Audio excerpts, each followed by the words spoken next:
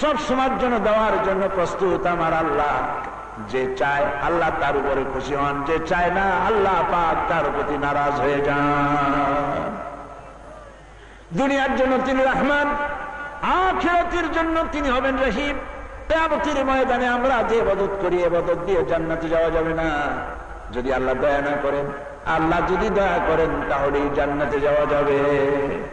সেই দিন আল্লাহ পাক রহিম হবেন, দয়াশীল হবেন, আর বান্দার জন্য তিনি তার দয়ার সাগর উতলে উঠবে ওসিলা দিয়া, সামান্য সামান্য কারণে আল্লাহ পাক জান্নাত দিয়ে দিবেন। সুবহানাল্লাহ। এই জন্য নবীজি শিখাই দিয়েছেন, দোয়া করো আমার কাছে, আল্লাহুম্মা হাসিবনি হিসাবান ইয়াসীরা, আল্লাহ আমার সহজ হিসাব না। বলেন আল্লাহুম্মা হাসিবনি হিসাবান ইয়াসীরা, মনে থাকবে? বলেন আল্লাহুম্মা হাসিবনি হিসাবান ইয়াসীরা, আল্লাহ তাআলা তুমি আমার সহজ হিসাব নাও। কিয়ামতে সাহাবায়ে কেরাম জিজ্ঞেস করেছেন, হে রাসূল সহজ হিসাবটা কি? আল্লাহ পাক বলেছেন, আল্লাহ নবী বলেছেন, কিয়ামতে আল্লাহ যারা হিসাবের জন্য ধরবে জাহান্নাম ছাড়া জায়গা নাই। হিসাবের জন্য যদি কাউকে ধরেন জাহান্নাম ছাড়া উপায় নাই। আর যদি আল্লাহ যদি কাউকে মাফ করতে চান তাহলে তার একটা পর্দার আড়ালে নিয়ে যাবেন।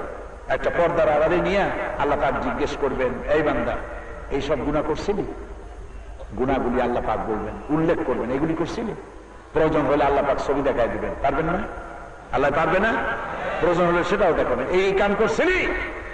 আল্লাহ আকাশ আর জমিনের মালিক, তিনি প্রশ্ন করবেন, বান্দাটা করছিলি? বান্দা ভয় তার কলিজা গলার কাছে চলে আসবে, আর একবার মৃত্যুর উপক্রম হয়ে যাবে, ভয়তে কলিজা ফেলে যাইতে চাবে।